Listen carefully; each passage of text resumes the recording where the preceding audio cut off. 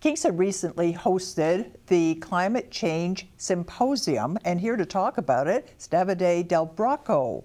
Welcome, glad to see you. Thanks, Donna, glad to see you again.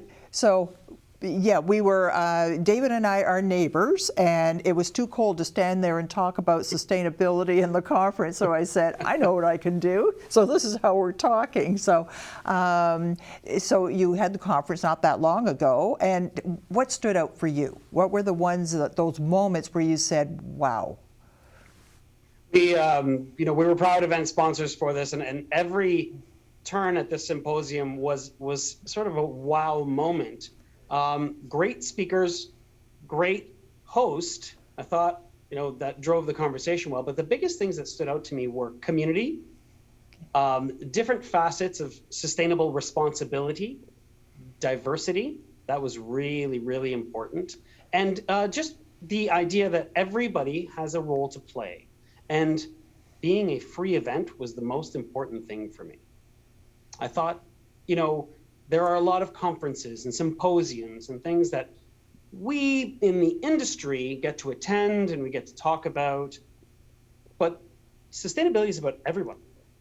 If I'm doing the actions, that's great, but if everyone's doing the actions, that's impactful. So I thought having a free event where people can attend, people can see what is happening in their city, what is happening with sustainability. Kingston community is really quite on the button about this. So it was impressive to see the availability for this. So we were proud to sponsor that event and make that possible. Okay, well, it sounds so interesting. We hear the term sustainability all the time, but I'm not sure what it means. Like, can you tell me exactly what is sustainability? The concept of sustainability as it relates to today's world is about environmental responsibility to the natural world. That is the basic principle, is how can we be more responsible with our impacts to the climate that we live in? And how can we, instead of negatively affecting that through waste or bad business practices or just bad habits, how can we look at ways in order to improve those habits and instead of negatively impacting, positively impacting the environment? However, sustainability doesn't always mean that. There's natural and environmental sustainability, but there's also environmental sustainability within the environment that you live in or work in.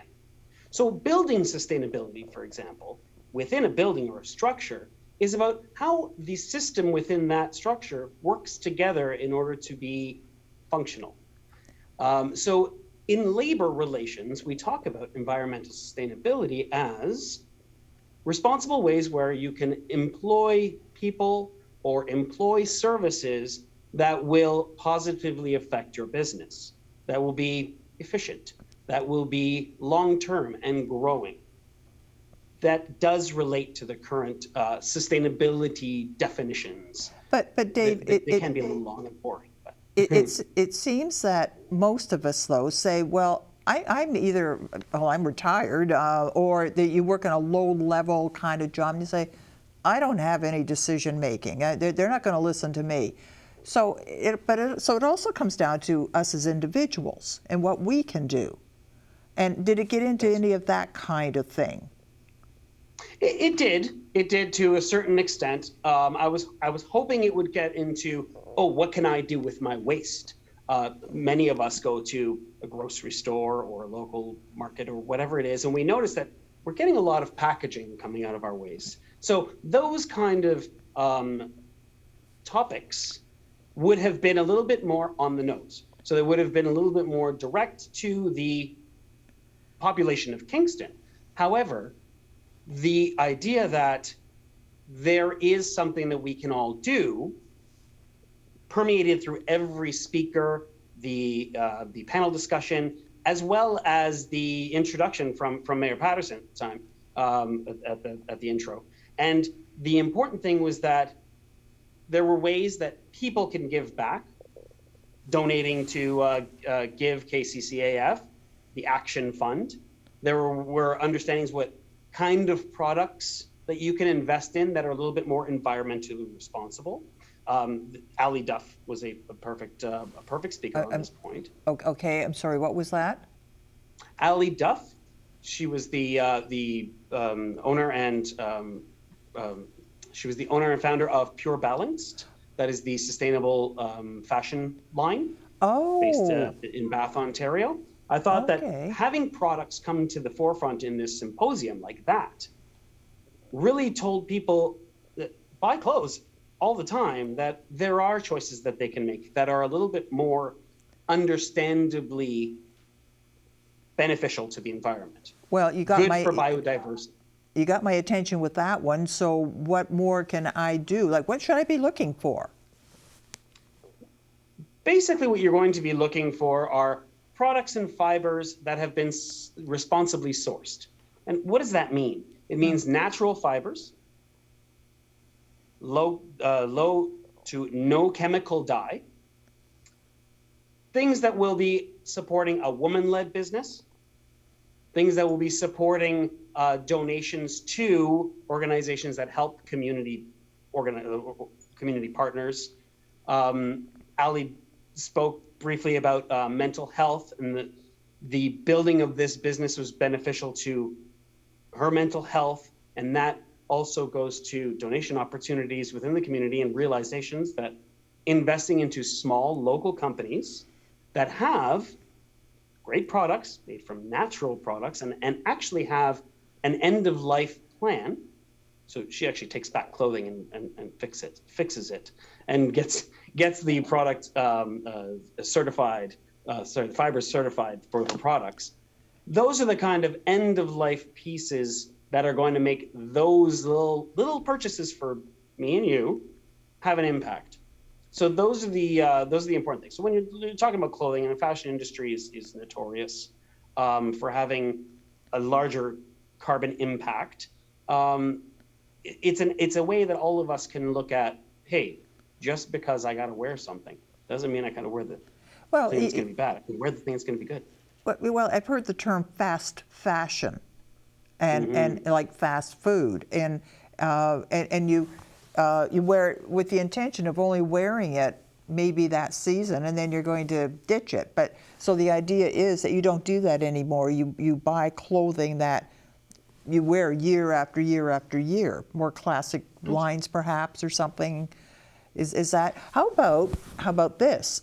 Shopping thrift stores like Value Village and Phase 2. Phase 2. This jacket, got to tell you. So is that part of sustainability? Yes, absolutely it is. The concept of having a zero waste model, or things that were going to stop waste at the extremely high level that we do now, the concept of zero waste is finding a circular way that your waste is going to contribute back into the economy and contribute back into product manufacturing. So when you've got a place opposed to the landfill or incineration that is going to accept that clothing in this case and make it available back to the market, you have now reduced waste and made affordable things for those who might not be able to afford the high quality ones at the current prices or anything like that. It also brings the idea of reusability into the conversation. This is a big piece for me.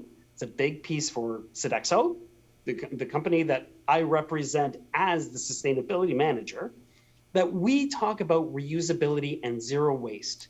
Canada is looking at getting everything in the future into a circular model. So how does what we have turn back into money, back into investment, back into availability? Food, through composting or donation, or even just avoiding food waste, makes a big difference because that keeps the prices down. It means that there isn't food just going straight to the garbage and now we got to spend more. No, clothing works the same way. Packaging can work the same way. Energy can work the same way. Water definitely can work the same way. All of these concepts can contribute to the circular model. So if I go to a thrift store to find something, and there are always gems. That is a gem of a jacket, by the way, Donna. There are always gems you're going to find, but typically those kind of fashion pieces are things that are durable. And I've always found, personally, my wife is a knitter, that many of the fibers that are used to create these are really robust fibers and have a little bit of more community support or environmental support to them. Okay, now here's another one. My washing machine broke, just stopped working entirely. Could not get the part. I could not get the part. It wasn't that I didn't want to pay for the part, couldn't get it at all. No choice but to get rid of that washing machine and get a new one. That's right. What should I do with a washing machine that isn't going to work, no matter who has it? What's my best way of dealing with that? I didn't know what to do at the time. I had the same situation with a fridge. Okay. Not too long ago. What happened? What'd you do? It wasn't up to me about the fridge, but I did have a technician, a person that fixes this, come and take a look at the fridge. And he said, never get rid of this fridge. And if you do, contact me right away. I will take this piece of equipment and use it for parts, because the parts that we need to fix pieces are not available. There were so many models and so many little tiny pieces. The same case is with your washing machine. Now, many of the components of the washing machine can be recycled. Okay. Right? So it's the a matter, metal, especially. right? So I should phone you and say, give me that name, because if that happens Right. again, I will do that. I will do that. That's right. There are also other ways to do this. In Kingston, we've got a metal recycling facility. Yeah, that's Kimco true. will Yeah. accept those kind of things. Right. And what they do, and this is what has been done for a long time and just hasn't had the investment that it needed. They will take apart the entire piece and break it down to the components that are worth money. Metal, Okay. of course, is one of the most highly recycled and recyclable products. So, of course, there is a monetary value. Any metal that's in there is going to be worth something. That makes me feel finer better. metals. Well, that makes It me does, of course. that makes me feel a lot better. Now, if somebody missed the symposium, they can get it online starting around mid-February, I think you said, and we're going to put it up on the screen where they can get that, YouTube, they can do that. And if they'd like to know more about your company and what all of us can do, the website is also on the screen, so you can access it that way as well. This has been terrific. I've learned a lot. Thank you so much, and I'll see you out on Nelson Street when we're walking our dogs. Absolutely. And I'm looking forward to continuing to support our communities. Community involvement is what's going to make a big difference to climate action. All of us need to start realizing that, but also all of us need to start talking about it. And I really appreciate this time and the welcome in order to talk about it with you.